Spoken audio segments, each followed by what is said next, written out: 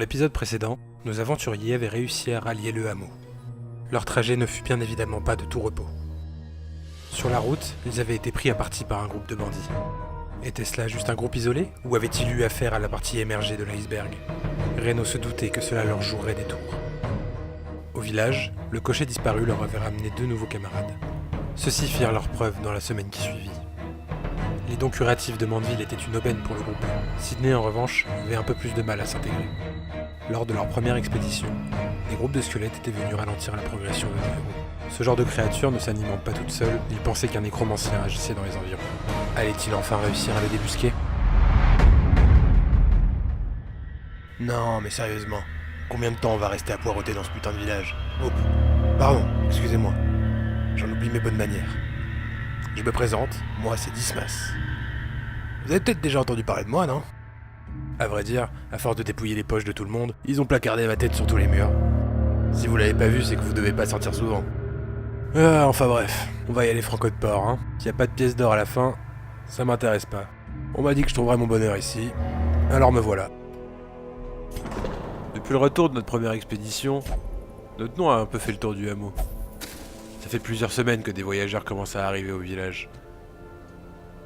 On a un peu l'impression que la vie revient. En plus de ça, avec l'afflux de main-d'œuvre, on n'est plus obligé d'aller risquer notre vie toutes les semaines. Cela nous permettait de peaufiner nos stratégies de combat.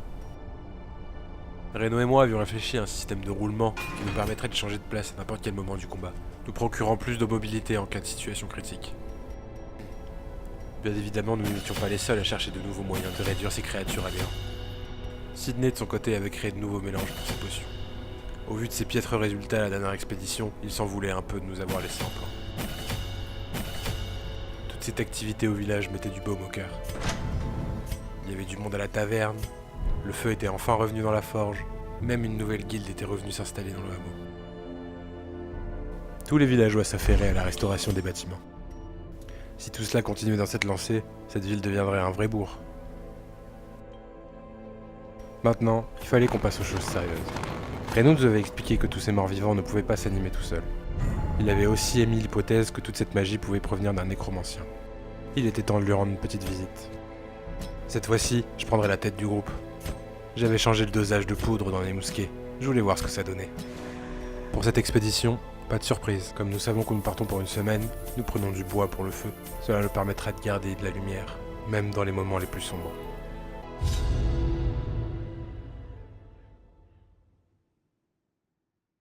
Ça y est, nous étions de retour. Tout était identique. L'obscurité pesante des couloirs nous poussait à rester sur le qui-vive à n'importe quel instant. De ça et là, des restes de boiseries restaient à moisir au milieu des couloirs. Nous essayions de garder un rythme soutenu pour cette exploration. Nous avions l'habitude maintenant. Il nous fallait progresser plus vite. Qui dit plus rapide, dit aussi moins attentif. Pour ce coup-ci, je crois qu'on nous attendait. Les créatures avaient l'air plus éveillées que les fois précédentes. Je crois que la présence des prêtres y était pour quelque chose. Comme s'ils servaient de relais à la magie du nécromancien. Le plus petit des squelettes ouvrit les hostilités en projetant un liquide rouge qui commençait à brûler mes vêtements. Dans le même moment, le prêtre le plus musclé fondit sur Sydney pour lui entailler le corps avec ce qui semblaient être des armes de pugilat. Mandeville ne perdit pas un instant et commença à psalmodier ses saintes paroles. Sydney, qui était dos à nous, commença à se recroqueviller sur lui-même, comme pour chercher quelque chose à sa ceinture. Lorsqu'il se retourna, il avait un regard de dément, comme si un démon s'était emparé de lui. Il secoua la fiole qu'il avait à la main et la projeta sur Reno. Sous l'effet de la surprise, Reno recula d'un pas. Était-ce calculé ou simplement de la chance? Mais la prêtresse qui le visait manque à sa cible. Un peu touché dans mon orgueil, je l'avoue, je bousculai Mandeville pour me jeter sur le petit squelette rachitique. On ne s'en prend pas à moi sans en payer le prix. Reno, qui vacillait étrangement sur ses pieds, commença à prendre ses appuis pour lancer son attaque. Lorsqu'il se projeta en avant, le sol sous ses pieds craqua. À l'impact, le moine fut littéralement pulvérisé par le choc. C'était la potion de Sydney qui avait fait ça? Omnibulé par le résultat plus que convaincant de ses potions, il ne vit pas le coup de bouclier arriver. Il virevolta et alla s'écraser sur un des tonneaux entreposés dans la pièce. Le choc l'avait étourdi. Il essayait tant bien que mal de se relever. Toujours aux prises avec mon squelette, je ne vis pas la prêtresse invoquer un portail derrière moi. Lorsqu'une énorme tentacule en sortit et vint me ceinturer, je gardai mon sang-froid et la coupa d'un geste net. Reno faisait preuve d'un aplomb remarquable. Il rejoignit Sydney pour l'épauler et l'aider à se relever. Toutes ces créatures m'avaient mis les nerfs. Il fallait faire un peu de nettoyage. Lorsque le petit squelette essaya de me planter son poignard dans le nord, d'une parade, je fis voler son couteau et lui figea le mien dans le crâne. Toujours sur mes appuis et alerte de la situation, je fondis en fente vers la prêtresse. En arrivant à son niveau, je lui ouvris l'abdomen d'un geste très ample. J'imagine que l'expression lire l'avenir dans les entrailles doit venir de là. Le portail magique qui était resté ouvert vomit une nouvelle tentacule. Celle-ci s'en prit à Mandeville. Elle l'attrapa et la projeta dans la salle. Ce combat n'allait plus durer. L'énorme squelette était dépassé et la prêtresse ne ferait pas long feu. Il était temps d'essayer cette nouvelle poudre. D'un pas souple, je traversai la garde du squelette, colla mon pistolet à son torse et tira à bout portant. La détonation fit fondre le plastron du squelette et me projeta en arrière. Sidney, qui avait repris ses esprits et ses appuis, lança une de ses décoctions explosives. La prêtresse se liquéfia sous l'acidité des vapeurs et le portail rouge se referma. Mandeville avait eu du mal à reprendre ses esprits de la projection de la tentacule, mais elle réussit quand même à lancer une vague de soins. Le dernier squelette chargea l'eau. D'un coup de poignard, il finit par tomber à terre. Voilà qui annonçait la couleur. Le nécromancien avait dû scrupuleusement préparer notre arrivée. Il fallait reprendre ses esprits et se remettre en formation. Le temps que nous avions perdu à combattre ces monstres, notre torche avait perdu de son intensité. Sidney nous disait que l'obscurité pouvait nous jouer des tours, puis je vous le donne en mille. C'était bien évidemment à cet instant précis que je décidai de marcher sur une dalle piégée. Qu'à cela ne tienne, allumons une autre torche. Ce satané nécromancien avait piégé tout le couloir. Quelques mètres plus loin, c'était au tour de Mandeville de se projeter pour éviter un piège. Nous nous en sortions plutôt bien. Ces pièges auraient pu nous être fatals. Cette première journée de traque avait été des plus longues. Au bout du couloir, derrière la porte, se trouvait une chapelle. Je pense que ce serait un bon endroit pour passer la nuit.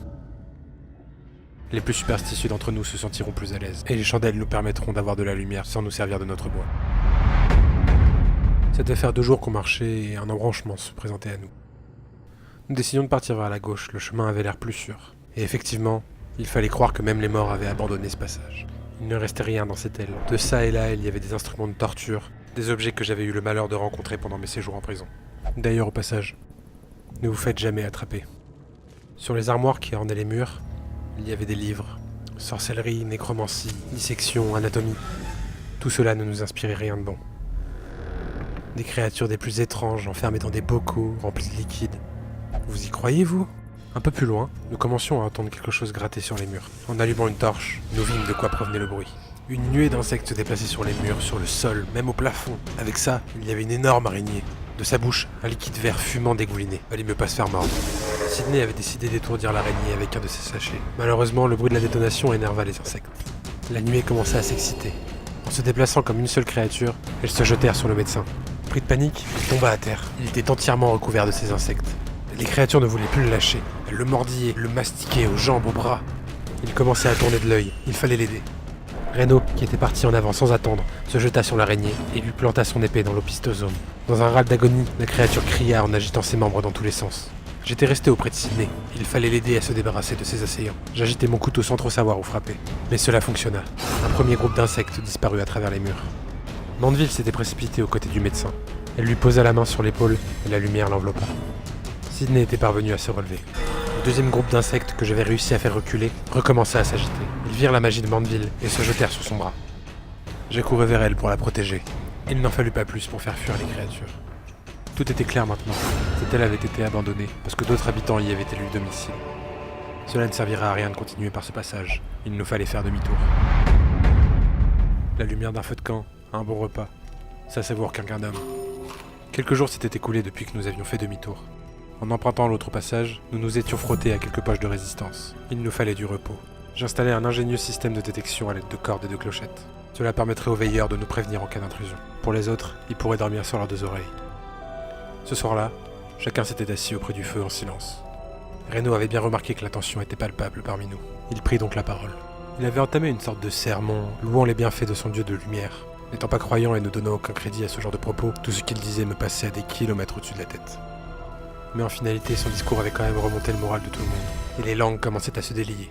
Sidney et Mandeville conversaient à propos de composants alchimiques, certainement pour de futures potions. Reno et moi discussions de choses et d'autres. Il est vrai que nous étions compagnons de la première heure. Je dirais presque qu'une amitié commençait à nous lier. Sur le champ de bataille, notre complémentarité commençait à faire ses preuves. Il nous fallait continuer ainsi. Avant d'aller dormir, Sidney ingurgita le contenu d'une de ses potions. Il disait que ça pouvait vous guérir de la peste. Comptez pas sur moi pour en avaler une goutte. Notre moral était bon. Chacun de nous savait que nos camarades ne nous laisseraient pas tomber. Cette nuit, je prendrai le premier tour de garde. Nous verrons bien de quoi demain sera fait. Ça y est, nous touchions au but. D'après les cartes que nous avions trouvées un peu plus tôt, le nécromancien se trouvait au bout du couloir. Plus nous avancions, plus nous avions l'impression qu'une force essayait de nous repousser. Même les ombres commençaient à s'étendre. La noirceur omniprésente nous laissait voir des formes se mouvoir dans les ténèbres. Chacun commença à sentir la tension monter.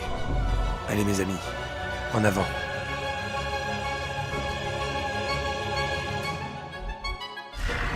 Le mage était là.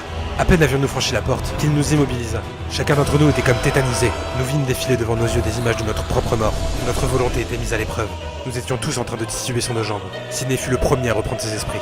Dans la précipitation, il se saisit d'un sachet de poudre à sa ceinture. Il le projeta sur le mage avec une précision sans égale. Le sachet lui éclata au visage. Il en profita pour me faire reprendre mes esprits. Je n'avais pas le temps de réfléchir. Il fallait agir et vite. Je sautai sur le nécromancien et lui figea une balle dans le plastron. La détonation fit sortir Reno de sa tétanie. Mandeville, qui était resté à l'arrière, commençait à invoquer sa lumière. Elle pointa sa massue vers le mage et un éclair de lumière traversa la pièce. Reno profita de l'impact de l'éclair pour fondre vers lui. Il lui asséna un coup d'épée qu'il dévia avec le bras. Le mage ne saignait même pas. Il restait comme ébahi, certainement surpris de la violence de la riposte qu'il avait subie. Il fallait continuer ainsi, ne pas lui laisser le temps de reprendre son souffle. Mandeville l'avait bien compris. Elle restait au fond de la pièce et lançait des éclairs à la chaîne. Tous n'atteignaient pas sa cible, mais quand ses traits touchaient, le mage restait comme électrocuté. Les servants que le nécromancien invoqué avait du mal à se mouvoir, comme s'il n'arrivait pas assez à concentrer sa magie. Il fallait garder cet avantage. Sidney fit rouler des potions qui déployèrent son gaz. Reno restait aux prises avec le nécromancien, il l'empêchait d'agir. Concentré dans ce duel, il ne vit pas la matraque venir le percuter dans le dos. Les gaz de Sidney commençaient à remplir la pièce. Le nécromancien allait certainement commencer à sentir les effets. Je décidai de me débarrasser du serviteur pour laisser le champ libre à Reno. Dans un accès de rage, le nécromancien commença à s'élever dans les airs. Il prit presque forme spectrale et son bras changea de forme. Il fondit sur nous et nous percuta. Sidney devint blanc, il vit sa peau se nécroser, presque bouillir sous l'effet du toucher du mage. Il fallait l'empêcher d'aspirer la vie dans nos corps. Mandeville changea de stratégie. Ces éclairs se transformèrent en vagues qui s'y déployaient dans toute la pièce. Notre peau commençait à reprendre sa forme originale. Reno, qui avait le champ libre, frappa de taille sur le nécromancien. Le mage ploya le genou sous la frappe. Le gaz commençait à cerner le mage. À genoux et balbutiant des malédictions, il n'arrivait plus à respirer. Lorsque Sidney projeta une nouvelle potion, son gaz prit presque vie et encercla le mage. Il disparut dans une volute de fumée semblable à une explosion. Le dernier serviteur n'allait certainement pas faire long feu. Privé d'apport magique, il ne restait plus qu'à toucher terre et à s'éteindre. Dans la pièce, il ne restait rien. Ni cadavre, ni squelette. Tout avait disparu. Avions-nous vraiment réussi ? Était-il vraiment mort ? En finalité, nous n'aurons pas de réponse aujourd'hui. Nous verrons ça avec le temps. Néanmoins, nous étions quand même tous soulagés. Ce combat avait démontré le lien qui nous unissait, et nous pouvions tous nous compter comme des frères d'armes. Cependant, je ne vis pas l'ombre d'une pièce d'or. Bah, nous verrons ça plus tard. De retour au village, comme d'habitude, chacun allait vaquer à ses occupations. Reno allait prier, Sidney disparaissait. J'avais remarqué que Mandeville allait souvent à la taverne. Ne m'en demandez pas plus parce que je ne sais pas ce qu'elle y faisait. Moi, j'avais grand besoin de repos. J'étais allé au sanatorium pour guérir mes maux en attendant la prochaine expédition. Nous verrons bien ce que nous réserve les prochaines semaines.